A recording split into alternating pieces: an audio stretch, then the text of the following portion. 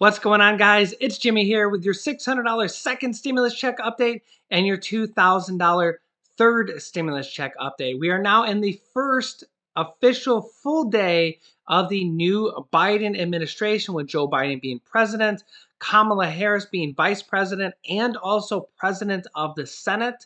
Chuck Schumer is now Senate Majority Leader, and Mitch McConnell is Senate Minority Leader. We're going to go over the latest of all of that and the next stimulus package. We're going to hear from Nancy Pelosi regarding the next stimulus package, and Mitch McConnell, who has a sudden change of tune. Yeah, we're going to go over all the new details as well as executive orders in this video. If you're new to the channel, make sure to subscribe down below so you don't miss out on new videos, and give this video a like. It really helps out our channel. All right, let's jump right in. Stocks were up big yesterday on Joe Biden's inauguration day. They're slightly up or about even right now today. I've seen a study that said historically stocks in recent years actually have performed better underneath a Democratic president. So if you have a 401k or a pension that's tied to the stock market or any money in stocks, that could be good news. We're at about an all-time high right now. President Biden is preparing more executive orders as we speak. We're expected to get 30 to 40 more executive orders over the next 10 days. The big ones from yesterday that may affect you that were already passed were the student loan payment pause. If you have student loans, they may have paused your payments. Also, an eviction moratorium and a foreclosure moratorium, both extended. So if any of those affect you, that's probably very good news for you. On the eviction moratorium, you have to print out a declaration from the CDC and give it to your landlord. And then you also need to Google about your state's specific laws, because you may need to make at least partial payments to your landlord and give them this declaration. So if you or anybody you know is in possibly being evicted, look into those. Google CDC eviction declaration and print it out and give it to them, and this might prevent you from being evicted for several more months. Also, today is the first full day of Chuck Schumer now being the Senate Majority Leader. This is going to be very big news going forward, because we know Mitch McConnell literally prevented you from getting 3 stimulus checks in the past. The HEROES Act, the HEROES Act 2.0, both of those had $1,200 checks and passed the U.S. House of Representatives, and then went to Mitch McConnell and he just tabled them, didn't even vote on them, just said, well, we'll think about voting on it. We're not even going to put it to a vote. And then again, with the $2,000 Cash Act that passed the House and had Republican support, Mitch McConnell tabled it and didn't even vote on it. Well, Mitch McConnell's no longer the Senate Majority Leader. He's now only the Minority Leader. He's only in charge of the Republicans in the Senate, which he seems to have a much different tune about him. Listen in. Mr. President, today, before the American people and the world, the peaceful transfer of power that has helped define our nation for more than 230 years was carried out. We swore in the 46th President and the 49th Vice President of the United States. President Biden and Vice President Harris are both alumni of the U.S. Senate. They're well known to us in this chamber.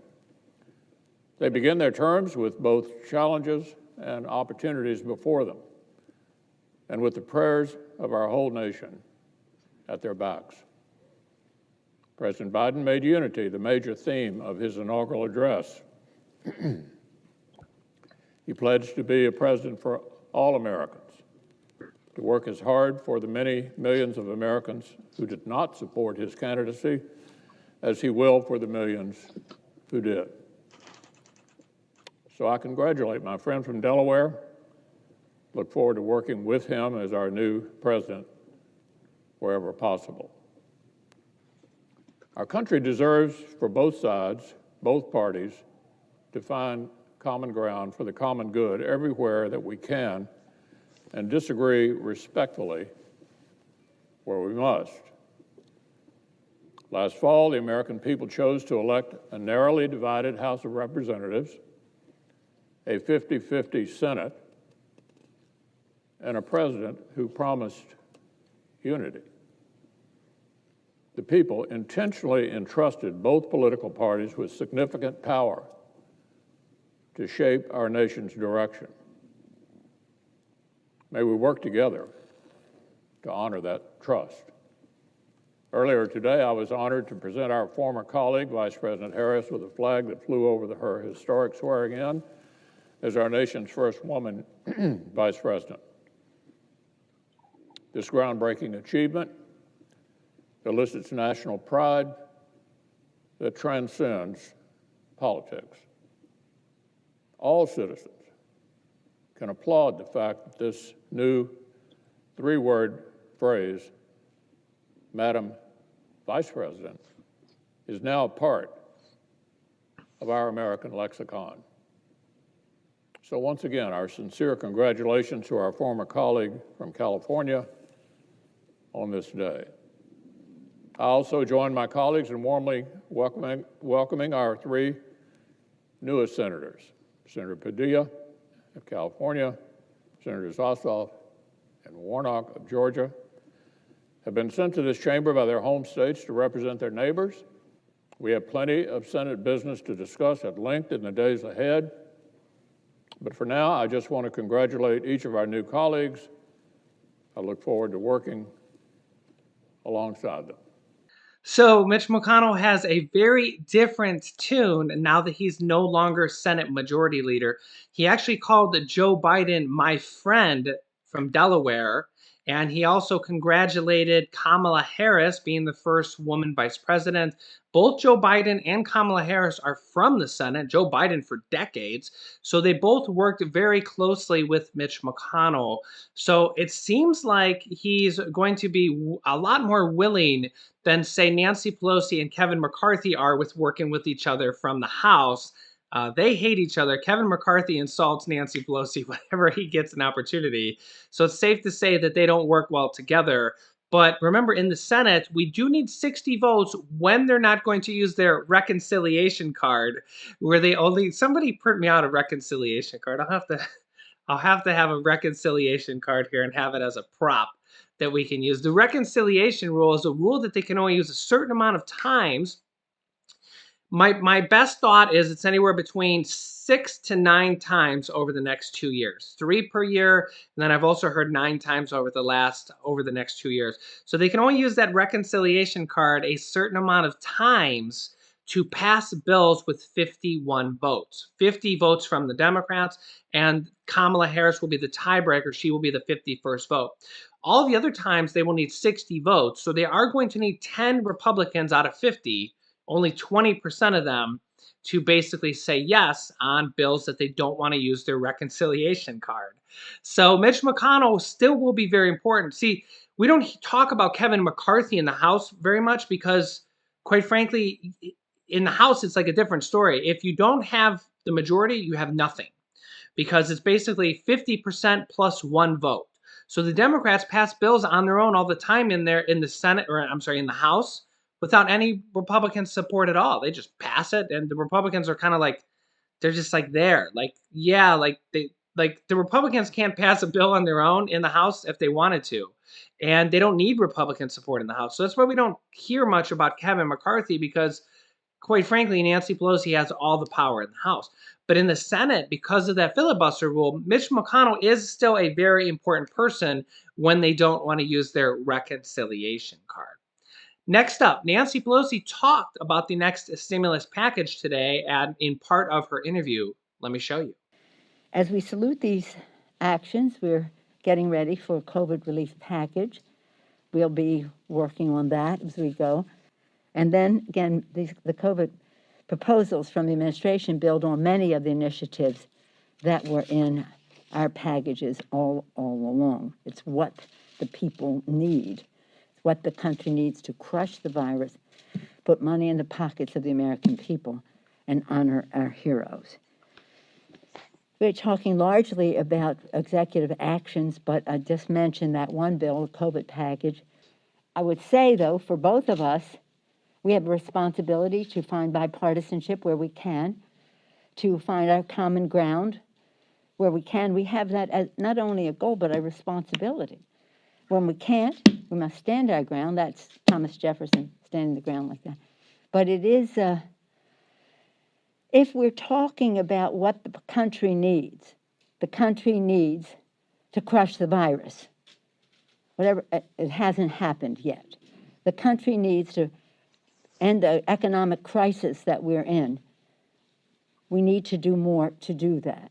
And one way to do both is to help our heroes, our healthcare workers, our police and fire, our first responders, our sanitation, transportation, food workers, our teachers.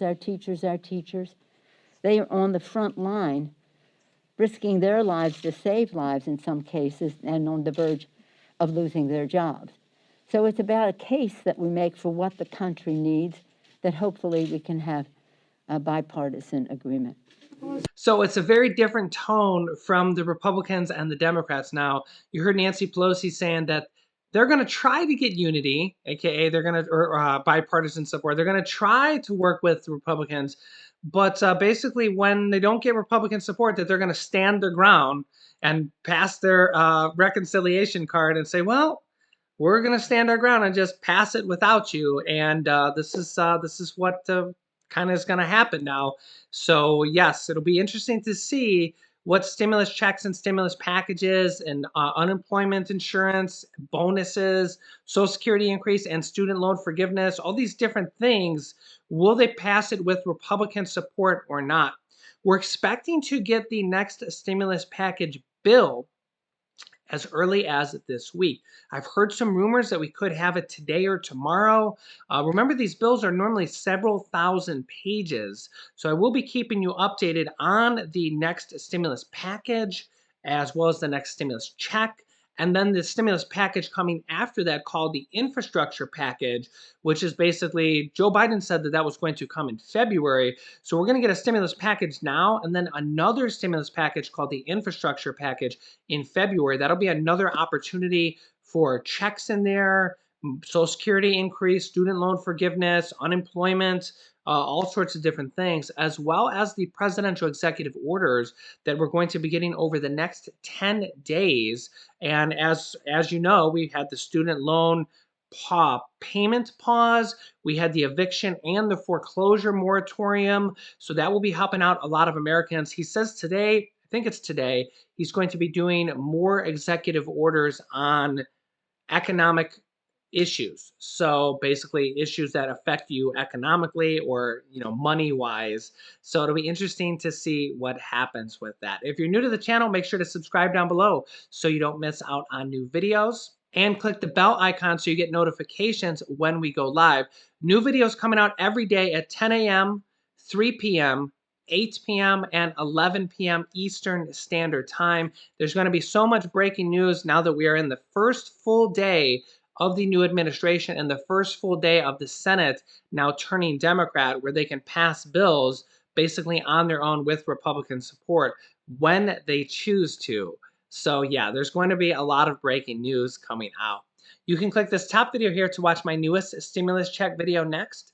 And this video teaches you how to start your own business selling products on Amazon FBA. I have a program where I teach people how to do that and replace their 9-to-5 income selling products on Amazon. Click on one of those videos to watch them next. Thanks, guys, and I will see you in the next video.